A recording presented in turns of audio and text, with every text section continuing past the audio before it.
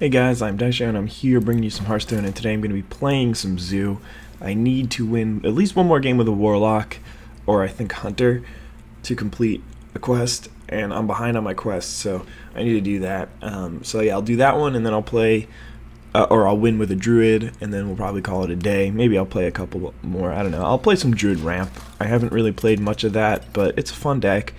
I took out the super top end, like the Ysera Alexstrasza bit, and I put in some like Sylvanas, more Sunwalker kind of stuff like that. Alright, so I don't think I really want to keep the Leper Gnome. There are better things that I can draw on turn 1, and this deck has a lot of 1-drops. I'm on the play, so I don't need 2 1-drops, so I don't really need to worry about keeping my 1. Flame Imp's a lot better. Young Priestess is not so great, but still might be forced to play Young Priestess and Ardent Squire next turn, which, I mean, worse things have happened. Unless he, like, innervates a swipe, in which case worse things have not happened. Okay, so Claw is kind of annoying for me. I don't really get any damage advantage out of Flame Imp, and he's immediately able to just take that out. Unfortunately, I think I need to develop some sort of board presence, so even though my Young Priestess is just going to die for free, it's still something that I have to do. I'd rather play it behind a Voidwalker, but there's only 2 Voidwalkers in the deck and nothing else has taunt, so I either have to wait until I draw another exactly Young Priestess, or just get the bonus out of it now, take the tempo, or get the tempo advantage, and go with that. So I'm going to drop this Shattered Sun here. So now I have a couple of reasonable threats that he has ways to deal with, but it's not like he has one card that can just take out both of these guys right away. I mean, a coin Keeper of the Grove would be really scary, or would be really annoying, but oh god. Yeah, so, oh, wow. If I were him, I definitely would have silenced this, and I am pretty happy that he did not. So right here, we're going to go do that to take out this guy, because this deck, unlike the Murloc deck, is a lot more reliant on board presence, and I can't let my opponent just completely take over the board. That would not be a winning strategy. But the reason why I pumped this instead of just playing this guy is fairly simple. I wanted to make sure that he didn't just die to a Druid Shapeshift. There's a Blood Mage. Okay, so none of this stuff is all that scary. Oh, that's kind of annoying. Especially if there's another Moonfire, in which case I probably just lose. Wow, this is a sick turn. Wow. I don't really know what to say. That's brutal.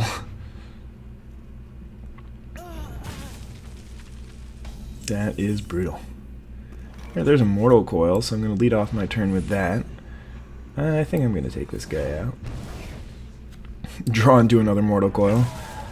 It's pretty much the best I can do here. And there's a Defender of Argus for next turn. That's pretty good. Alright, so while I am not in amazing shape, that turn didn't completely cripple me, because I was able to draw out of it. This is probably going to kill one of my guys, which is unfortunate because I really want a good defender next turn, but that's alright. And he's probably just going to take it out with the 1/1 or a Shapeshift. And at least I can... Nope. I was going to say at least I can kill this, but hopefully...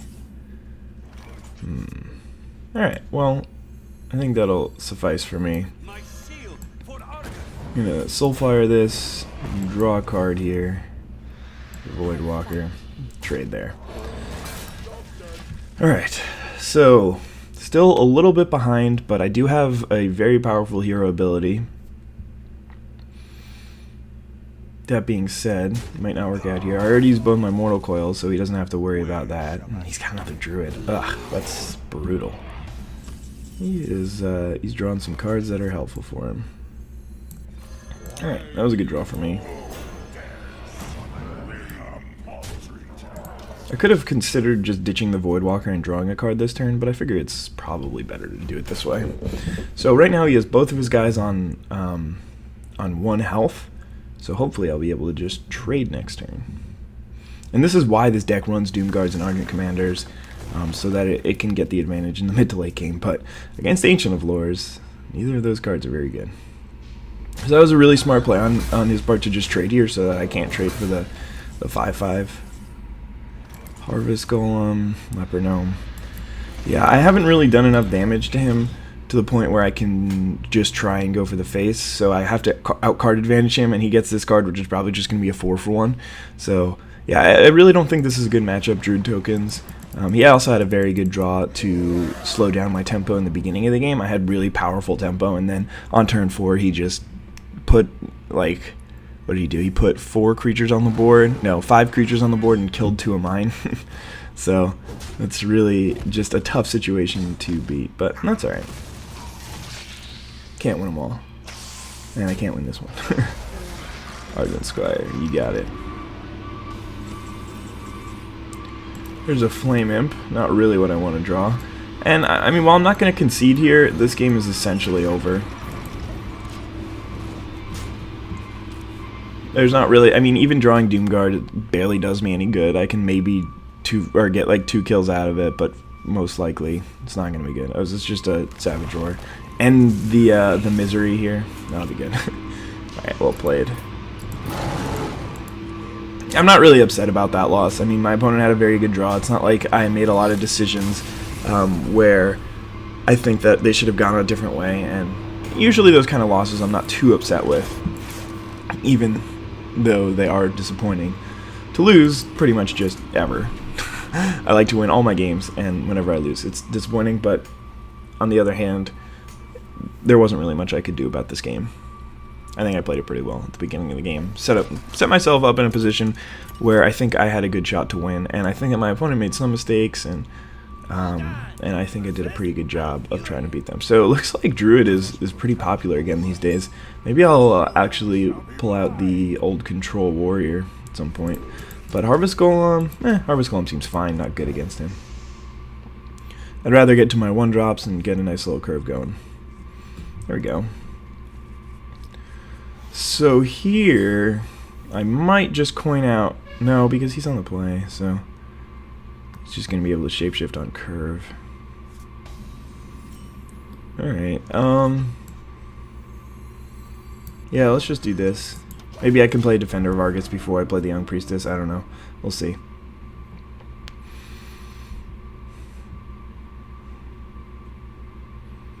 Yeah, I mean, if Druid's going to be one of the most popular classes, and I'm going to want to pull out my Control Warrior. Maybe, I mean, it's not that good against Ramp Druid, but Control Warrior is insane against mid-range Druid, or tokens. I think it's really good against token.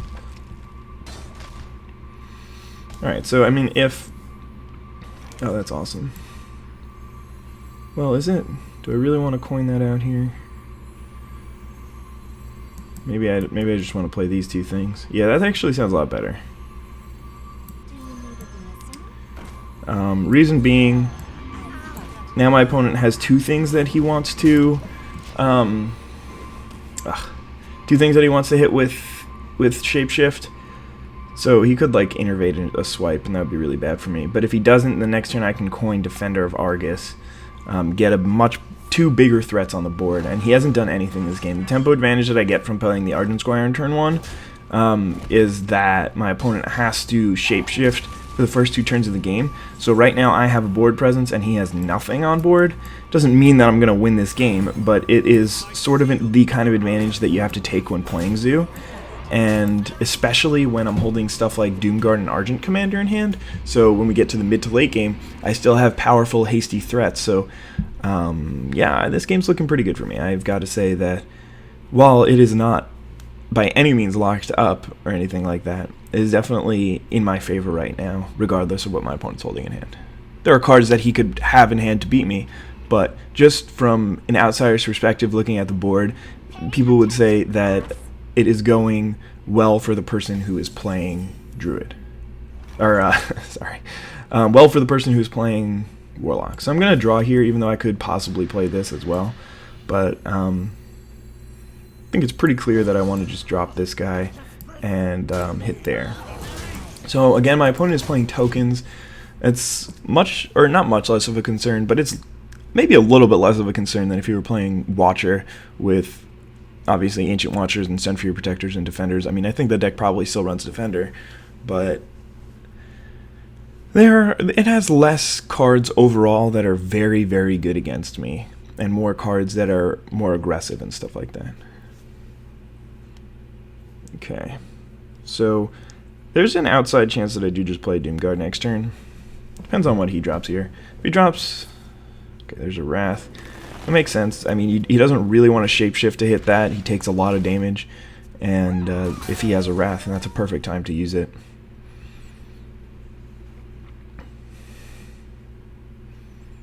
But yeah, if I play the Argent Commander before the Doomguard, then that gives me a good amount of advantage. So is this going to be a Druid of the Claw? No, another Violent Teacher. And nothing else. That's good for me. Alright, so I think I'm just going to basically vomit out my hand here. I'm trying to decide whether or not I want to kill it. I think I want to just go upstairs here. This should probably be over here. And this should be over here, I think. So I could just trade these two guys for that, but I mean, with the two haste threats in my hand and without thinking that my opponent is really going to do too much in terms of taunters, I think that this is probably the correct play. One interesting thing that I can do next turn, depending on how many of my creatures survive, is to push through extra damage. I can attack with the Voidwalker first, then place a charge minion in between. It seems pretty obvious, but it's something that if you're not paying attention to, you're just going to be like, alright, drop my Argent Commander, attack. But when you look closer, it becomes fairly obvious.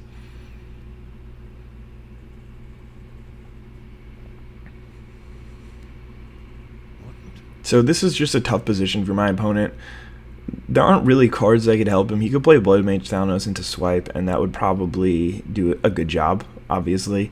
But I don't even know if they play Swipe. I don't even know if they... I mean, they probably play Swipe. I don't know if they play Blood Mage Thalnos. Alright, so there's going to be a Power of the Wild to make his guys bigger. And a Defender of Argus. Okay. Yeah, I mean, that's pretty much the best you can do here. And, yeah, he had to sequence it that way, because you can't play the Defender until you get the 1/1 out. So it's a little bit annoying that his Defender didn't get bigger, but, yeah, I think I'm still going to be able to... Okay, well, that definitely seals it. Alright, so I want to just do this. Get exact damage as much as possible. And then I have my choice of any of the cards in my hand. I'll just choose Argent Commander. Leroy takes a little bit longer. This guy also has the discard animation. I guess I should have played Doomguard so that he sees that I still have Leroy and Argent Commander that can win the game. But I'm not trying to rub it in my opponent's face. I'm just trying to win the game. Oh, it's always annoying when your opponent's like... I mean, sometimes I appreciate them showing me how close I was to actually coming back and winning that game. But a lot of the time it just comes off as, ha ha ha ha, you lose. And I'm just like, why would you do that? We're not 3-year-olds.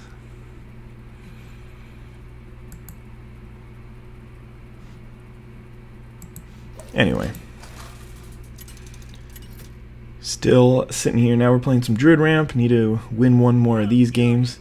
I got this quest in the middle of an arena run, and I needed to win like 4 more games or something like that, but I could not get there. Alright, so we're playing against a Warlock. There's a good chance it's an aggressive one, so I'm going to keep the Earthen Ring Farseer. I'm not going to keep any of the Mark of the Wilds, though maybe I should have. Ooh, very good hand here.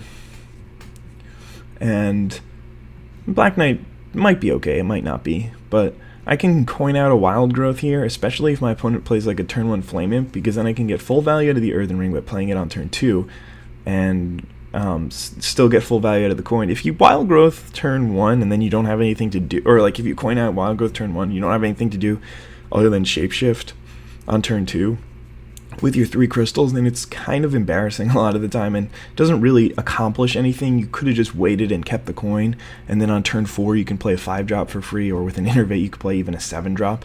So I think that it's probably not going to be worth it unless you have a 3-drop to play. Sometimes if you have a 2-drop to play, it also works out, because you wouldn't have been able to play the Wild Growth on turn 2. You could just also coin out the 2-drop though, and that's probably better.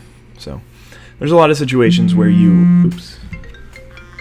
I don't know why I am just incapable of remembering to turn off my phone, but alright. There's that thing. Okay. I guess I'll probably still play my Earthen Ring on turn 2 to get a board advantage.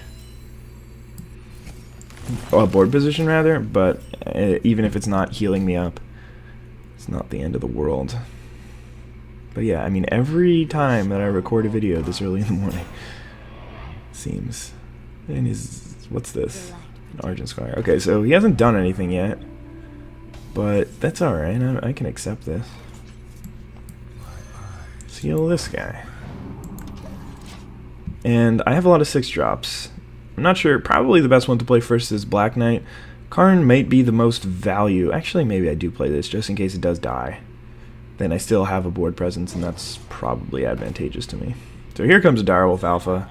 There's the Flame Imp. And we've got a board here. Soulfire too. Okay, well, this is looking a little scary, but maybe I just drop a Sunwalker. No, I think I am gonna just play this thing. I'm not in danger. I mean, I'm taking damage, but I'm not in danger of dying anytime soon. And I have a lot of taunters that I can put up. But getting the most powerful, most resilient threat on the board right away seems like the best idea. And I can start just picking off guys. Next turn I can play Druid of the Claw. Ugh, I want to kill that. Hope I draw a Swipe here. That'd be nice. Or even a Wrath. Yeah, so obviously my opponent's just going to go upstairs with all his damage. Just makes the most sense. And I'm going to start killing his guys. Want to do it that way so that the Argent Squires, or the Argent Squire doesn't get the plus. I'd rather have the Knife Juggler have the plus than the Argent Squire, because, I don't know, I mean, he's probably just going to, like, I don't know, I guess he's going to try and hit this with a dagger. First of all, this is going to be a Shattered Sun. That'll hedge against either threat.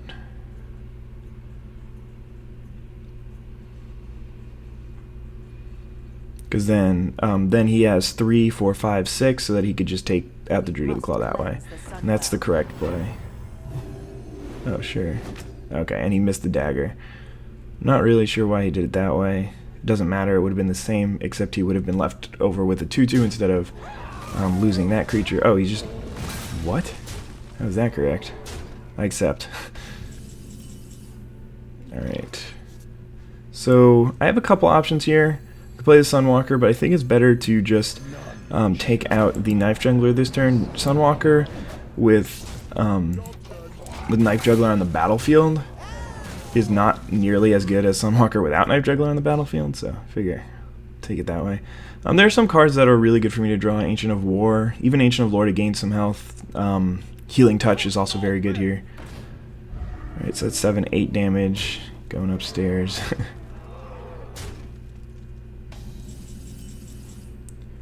Alright, there's an Ancient of Lore. At this point, I might not be able to use that. I might have to go for this first, which is kind of annoying.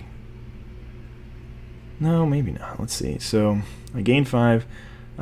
Let's say I just... I can't even do 2 things this turn, no matter what, though. Alright, so I guess I just take that out. And then he has 4 damage. I might yet survive this. Maybe it would have been worth it to just kill that with one and then take off the Divine Shield with the other. I don't know. But just because I have the Earthen Ring and the Sunwalker in a turn, maybe I'll be able to do both of them. So this is looking sketchy for me, but still winnable.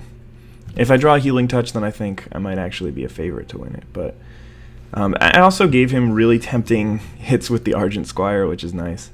But next turn, likely my turn will be Sunwalker, Shapeshift, finish off the Argent Squire that he's going to trade one of his guys with. But yeah, he does have a really interesting decision here. Does he want to, especially if he's got a Doomguard in hand or something like that, just a super interesting decision of whether he wants to just go for face, continue going for face, or clear my board, because he can actually do a pretty good job of doing that this turn, even though my threats are really, really good for attacking and really, really bad for defending right now. So, alright, there's a Mortal Coil. I don't know why that decision was tough. That should be a snap decision, but there's a Young Priestess. And there's a Doomguard. Alright, so I don't know why he drew before. Maybe the Doomguard was the last card that he drew, I'm not sure. He's just going upstairs with that stuff. Alright. Whew, Healing Touch. Interesting, interesting. So I can play Earthen Ring, Healing Touch, Shapeshift. Still can't take that out, but I can take those 3 out. No, those 2 out. I think that's got to be the play. Other than that, I can play Sunwalker, Shapeshift, kill that and that, I guess, but he can still, well, I'm at 4, then I just die to a top deck Soulfire. Do I die to a top deck Soulfire anyway? Let's see, so I will be at 15 Shapeshift, so I'll be at 14. And then he's got 6 damage. No, I do not die to a top deck Soulfire that way. So let's not die to a top deck Soulfire here. Both ways use my mana efficiently, but this way does it a little bit better. Or not really better. The other way is a little bit better because it still gives me because then, like, for instance, next turn if I draw 6-drop, then I can do 6-drop plus Earthen Ring, but actually I think I drew most of my 6-drops. I have 1 more left in deck. Mark of the Wild wouldn't be a bad draw here at some point. But this is, I mean, this is definitely not going so well for me. Alright. This could be worse. Okay, so he's going to actually trade off here for the first time this game. That's a really bad draw. First I want to do this, and then we'll do this. And I don't have any more. I have 1 more Ancient of Lore as healing, and that's the only other healing thing that I have in my deck. But at least next turn I get to draw an extra card off my Wild Growth, turn it into a real card, which it hasn't been this entire game. Oh, come on, please. Please don't. Please don't. Thank you. Oh man, that was so important for me. For it to hit exactly that. If it hit anything else, then I'd be in really bad shape.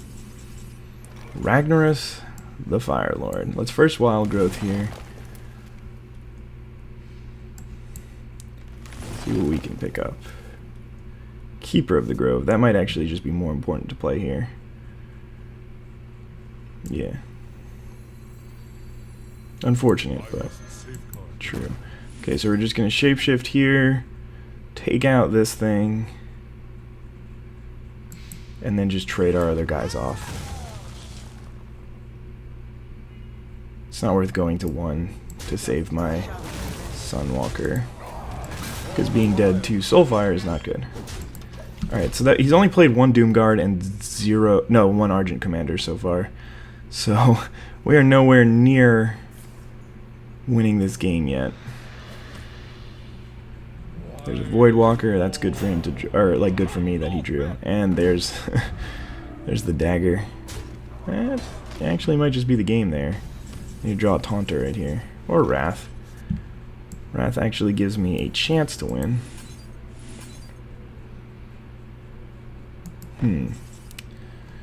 Probably can fish for a Taunter here with the Wrath. I mean, if I get an Ancient of War, then I actually have a good shot. If he doesn't, well, he can just Soulfire. He's played 1 so far. But if I can either take this out and then hit there and then have a 50-50 chance of killing it. So 50% chance of losing. Wish I remembered exactly what was in my deck, but there's still 15 cards. I feel like, oh, okay. Well, I could. Yeah. All right. Now this is going to be the play, because I can still Shapeshift, Innervate out Ragnaros, so that I can have a chance of doing that. And we got the Ancient of War. Right on time, buddy. Okay, maybe a little late, but oh. Alright, so we're still dead to the Soulfire. Need to draw the Ancient of Lore. And I think he's got it. He's got 1 more in the deck, so there's a very good chance we just lose this one. Maybe I should have just Shapeshifted and not attacked, so that next turn I could just Shapeshift and get out of Soulfire range. That probably was the play. Although next turn I actually have a chance to win the game. I could just play Ragnaros, Shapeshift, hit him, and then that's 16 damage. Whew, this is quite the game here. I have a feeling that my opponent just drew Soulfire and is just chilling there waiting and is not doing anything, but sometimes the decks run like Ironbeak Owl, I guess, but not generally. I don't think that's a common thing. Man, Keeper of the Grove is such a good card against that deck. So powerful. I wonder what he could possibly be thinking about here. He could just be holding the Soulfire for rubbing it in, but I don't know. It could be. Could he have played both Soulfires this game? I know he played one early on, but I don't think he played a second. Just gonna wait until the timer goes down to here. Oh, by the way, I had the Soulfire. There's nothing that he could be thinking about this long. He either left his computer, or he's just waiting to the last possible second to kill me for fun. And maybe. Okay, maybe not. Wish I still had my innervate.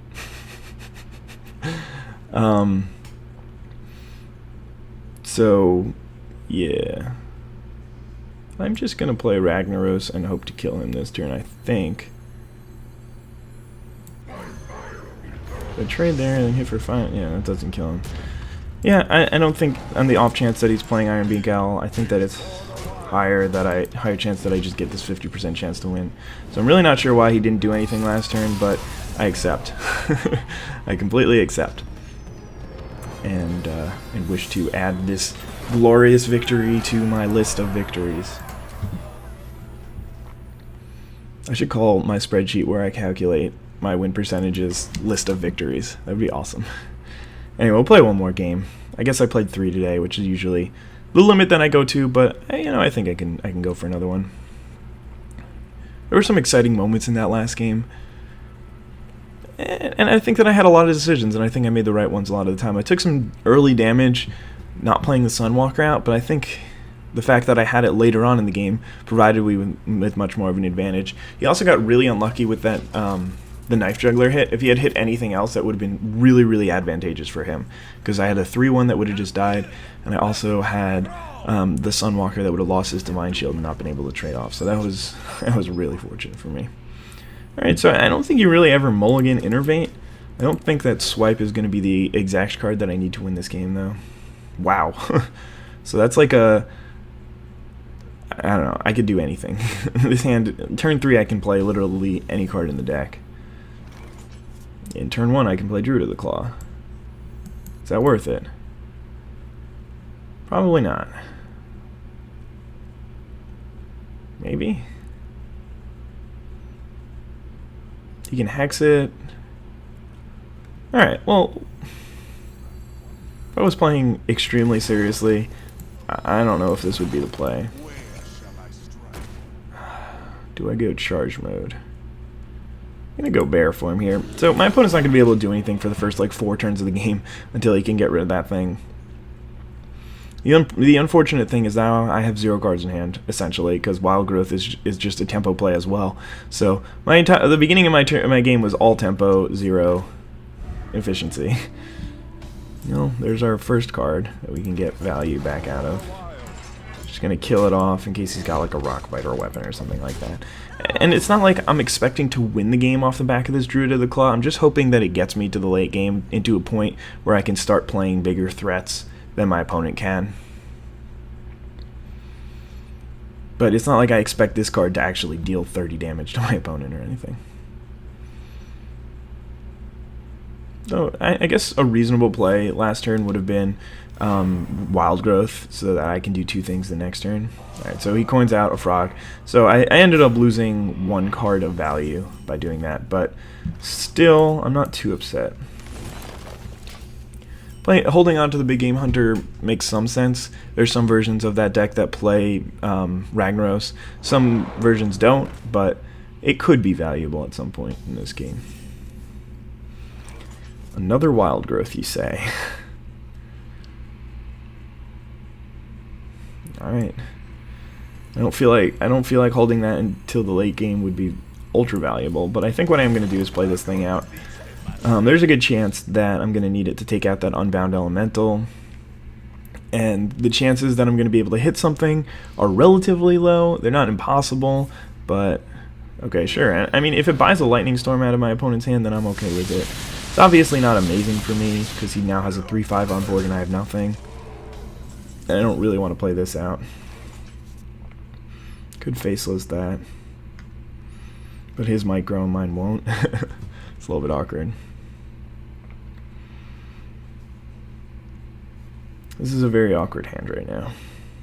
Alright, I think I am going to, though. And I'm going to shapeshift and hit into it. There's a good chance that this could backfire on me and just be pretty bad for me, but at least my opponent's overloaded 2 this turn. I'm really not sure why he played the Lightning Storm last turn. That seems like a mistake. I mean, I know why he did it. He just wanted to clear my board and get the tempo back, flowing in his favor, but I mean, I don't know. Alright, that's pretty good for him. At least I have this 3-5 on board, which I can start using to clear out those wolves. Druid of the Claw is a good one.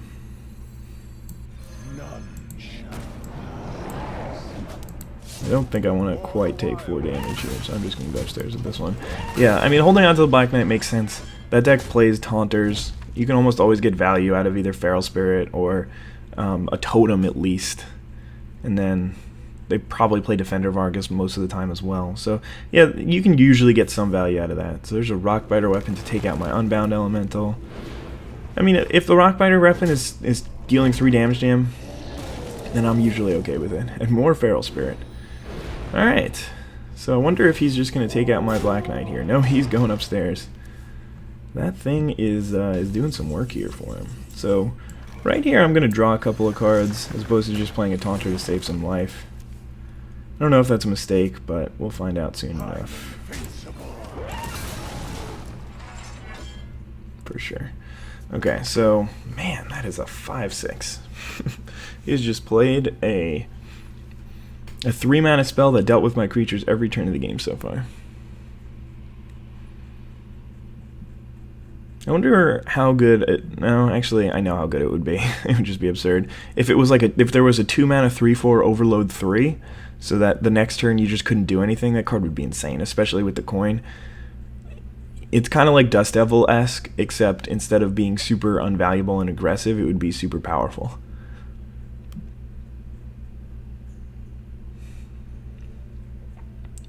I can't imagine anything except for him going for my face here.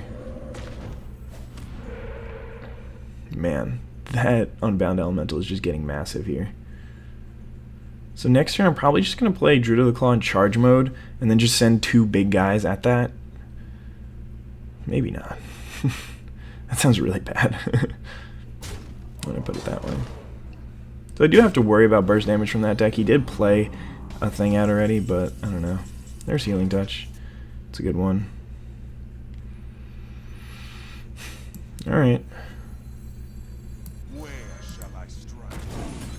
Let's do this. I would love to heal up my Ancient of Lore with this Farseer, but I honestly think that I need to heal myself just because, oh man, I'm so getting Fire Elemental right here. But I need to heal myself to avoid getting Rockbiter plus Alacured. Even though, if my opponent has Alacured, is it likely that I'm going to win this game anyway? Probably not. I don't know. We'll see. Let's see what we can do here. So yeah, there's the Fire Elemental that I was expecting. If I'd healed up, then it would still be pretty good, but not nearly as good. I need to drop this thing here, and I think a Healing Touch makes sense too. But since I had Healing Touch, and I was at least a turn away from Alacured Rockbiter, I think that was actually a mistake, and I should have healed my own guy. I'm not sure if I quite saw Fire Elemental coming until after I'd already made the play. That's something that I need to work on in my brain, and I think if I was playing on a much more serious level, I would maybe be able to see it, but obviously seeing patterns when they're on board are very easy. Seeing them before they're about to happen are a little bit more difficult. So obviously, if you have a whole bunch of creatures that you see have 4 health, and you're playing as a mage, then Flame Strike's going to be obvious. But if before you do that, before you make a couple of attacks, sometimes it's not quite as obvious. Alright, so he got his Spell Power Totem. Let's see if that's what he wanted. Azure Drake, Lightning Bolt, my Sylvanas. Hope to not get the Fire Elemental. Alright, there's an Earth Shock. That's pretty good here, but to be honest, I mean, all... Okay. now that's just really good. Before that... Okay, so yeah, if he doesn't get the Spell Power Totem there, I don't know what his plan is, but maybe he has a plan. Alright, good draw, good draw. Wrath and Swipe. Could kill the totem, but that seems inefficient. We'll see what we can do next turn. I might be able to just clear his board with Swipe Wrath combo. We'll see. I also might get Wind Furied and Rockbiter Weapon, or Bloodlusted. That's 9, 12, 15, 18. So I guess I should have Wrathed the Spell Power Totem. I don't know. Are people, like, is Bloodlust a card that I should really be playing around for the most part? And if so, should I also be playing around like a 3 damage spell? Has he played any Lightning Bolts this game? I don't think so. Maybe I should be playing around that. I don't really know. It's hard to... I think it's a lot harder... Okay, it's confusing, because it's harder to play in the top ranks because you don't really know what you're going to face. A lot of the decks are not common. But it's also easier in that your opponents aren't necessarily as good and they're not going to make the optimal play most of the time. So when your opponents are making the optimal play, often enough, it's much harder to win games. But until then, sometimes it's a little bit... it's still a little bit difficult.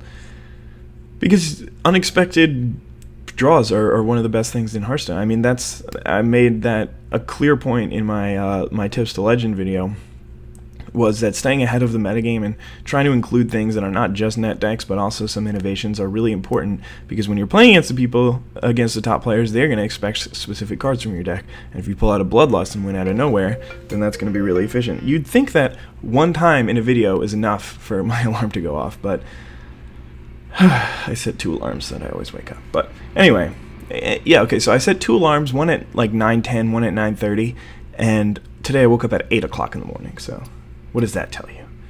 Well, I have a lot of gold now, I guess that's what that tells me, but Warrior Control, that's the thing that we're going to do. Honestly, I don't really like these Corpron Elites. I know that the reasoning why they're in the deck, the reason is because they're really big tempo plays in the beginning of the game. You can start dealing with your opponent's like 2-drops and stuff and still get a 2-for-1 out of them. And they also provide you an avenue to victory in the mid to late game. If you stabilize, you can just start playing these guys out and pressuring your opponent's face. But I really don't know how much I like them. And I mean, that's important for this kind of deck. You really need to appreciate and enjoy the cards that you're going to play, otherwise you're not really going to figure out the best ways to play them. So, I mean, unless you're going to look up an exact guide on like detailed matchups for every single deck, then you're going to need to figure a lot of this stuff out on your own. But anyway, thank you guys so much for watching. I hope you enjoyed this video. Have a wonderful day. Bye.